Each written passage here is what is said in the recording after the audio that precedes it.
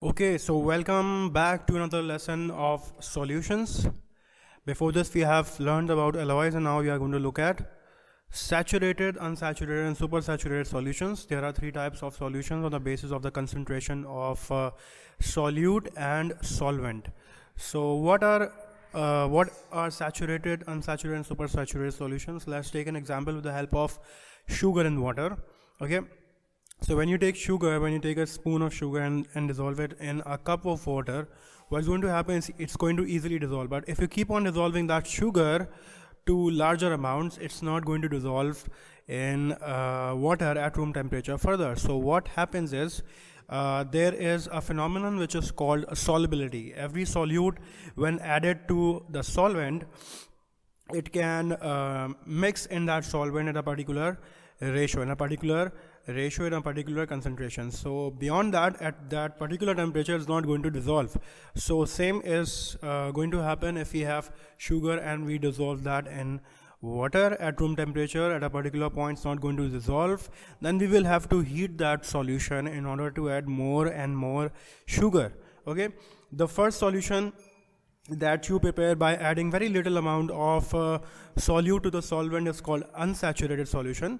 Why it is called unsaturated? Because it can have more solvent into it. Okay, it can bear more solvent into it. You can add more solute. So if you have a teaspoon of sugar and dissolve in water, it's going to dissolve easily. If you add one or two more spoons, you can still dissolve that sugar. So that type of solution which can add in more solute into it is called unsaturated solution. Okay, the second type of solution is called saturated. Once you keep on adding sugar into water at that particular temperature, it's going to become saturated. Okay, at that point, at that limit, beyond that limit, it's not going to have more sugar dissolved in. So that particular solution that is prepared by adding maximum amount of solute to the solvent and which cannot dissolve more solute at a particular temperature is called saturated solution. And a third type of solution is called supersaturated solution. How do we prepare that? We have saturated solution which cannot dissolve more solute at that particular temperature. So in order to, if we want to add more solute into it, we are going to heat it. Okay, once we heat it, the solubility is going to increase, and then you can add more and more solute by increasing the temperature, because when you increase the temperature, the solubility increases and you can add more and more solute to the solvent. And as a result, by heating the solution becomes super saturated, which is the third kind of solution. Okay, let's look at some more important points. We have dilute and concentrated solutions. What do you mean by dilute and concentrated? Dilute means which has less amount of solute and more amount of solvent. Okay, so always remember, if you have more amount of more amount of solvent and less amount of solute, the solution is called dilute. And if you have maximum amount of solute dissolved in less amount of solvent, the solution is called concentrated. So if you look at these diagrams, you can see that in case of concentrated solution, you have very large quantity of solute dissolved in very less amount of solvent. So as a result, the solution is very dark and it's looking very concentrated. Okay, so that is the point that we were discussing. And in case of dilute, you can see that we have much of solvent and we have less amount of solutes. The blue ones are the solutes in this. So we have less solute and more solvent, and in that case our solution is called dilute solution. Of course, if you are using a solute of any color, it's going to be, the dilute is going to be lighter in color, and concentrated is going to be more darker in its appearance. Let's look at the term concentration. What do you mean by concentration?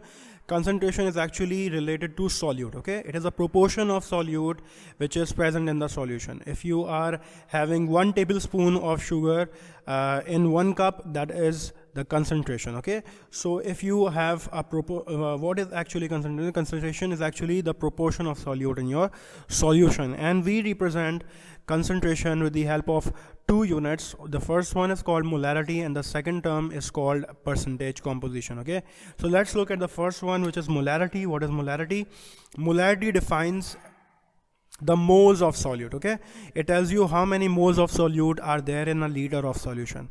So whatever you have moles of solute dissolved in liter of solution, that type of concentration or that unit of concentration is called molarity. It is represented by capital M. It is always written as capital M, and the formula which we use for molarity is very simple. We have number of moles, as we see in this definition. What is it? Number of moles of solute. So on the top you're going to write down as numerator, you're going to write down number of moles of solute divided by volume of solution, which is in dm cube. Dm cube is same as liters. Okay, so always remember 1 liter is 1 dm cube.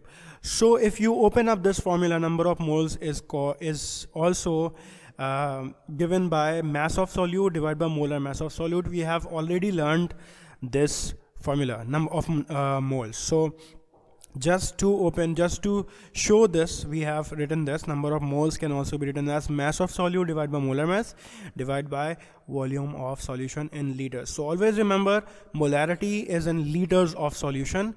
It is always in liters of solution. So if you want to find out molarity, all the calculations will be done by converting your units into liters. Okay, so if you have number of moles of solute and divide by liter of solution, you get molarity.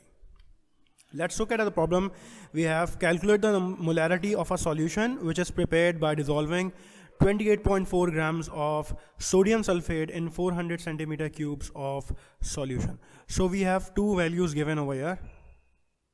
Okay, we have two values given over here. We have 28.4 grams, which is a mass of your solute, and which your solute is in this case sodium sulfate. Okay, and your solution is 400 centimeter cube. What is the volume? 400 centimeter cube. So always remember, centimeter cube and milliliters are same, and if you want to convert centimeter cube or milliliters into liters, you're going to divide by 1000. Okay, so first thing that we have to find out, first thing that we have to find out is number of moles of solute, because molarity is defined by number of moles divided by liters of solution. So on the top we are going to find out number of moles of solute, which is sodium sulfate. The formula is going to be mass divided by molar mass. So put the mass 28.4 on the top, divide by the molar mass of sodium sulfate, which is 142, you get 0.2 moles. So we have the moles here. Now convert your volume. We have the volume in centimeter cube. We have to convert in dm cube or in liters. So in order to convert centimeter cube, we are going to divide by 1000. So once you divide 400 by 1000, you get 0.4 liters or 0.4 dm cubes. Now just simply put the values, number of moles on the top, volume on the bottom. 0.2 divided by 0.4, which gives you 0.5 mole per dm cube. So this is actually the molarity of your solution. The next problem is how much NaOH is required to prepare. It's 500 centimeter cube of 0.4 molar solution. So now you are given with the molarity of the solution, and you have volume of the solution, and you have to find out the amount of your solute. Your solute in this case is NaOH, and you have to find out how much NaOH is required to prepare this much solution. So we are given with molarity of the solution, and we are given with volume of the solution. The formula is very simple. Just remember this formula: molarity multiplied by molar mass multiplied by volume. This is a simple formula that we apply for finding out the amount of solute. So whenever you have to find out the amount or mass of solute, you are going to use this formula whenever you are given with molarity. Okay, so molar mass, we know the molar mass of NaOH, which is 40 grams. We know the volume, which should be in liters, of course, because we are dealing with molarity. As I said, molarity is always dealt in liters. So if you have in centimeter cube, you're going to convert in dm cubes. So 500 divided by 1000, which is going to give you 0.5 dm cube or 0.5 liters, you can say. Okay, now simply put the formula: mass of solute, which is equal to molarity. Put molarity 0.4, molar mass, which is 40, and volume that you have got 0.5. When you multiply them, you get 8 grams of solute. So you can find either, you can be given with either molarity and you are asked to find out the mass of the solute, or you are given with mass of the solute and you have to find out the molarity. So these two problems are the most common that you can expect to have in your exams. If you still have any problem, you can ask me. I'm going to give you a worksheet on this and you have to solve it by yourself. I hope everything is clear. If you still have any problem, you can ask me in the comment box. Thank you so much.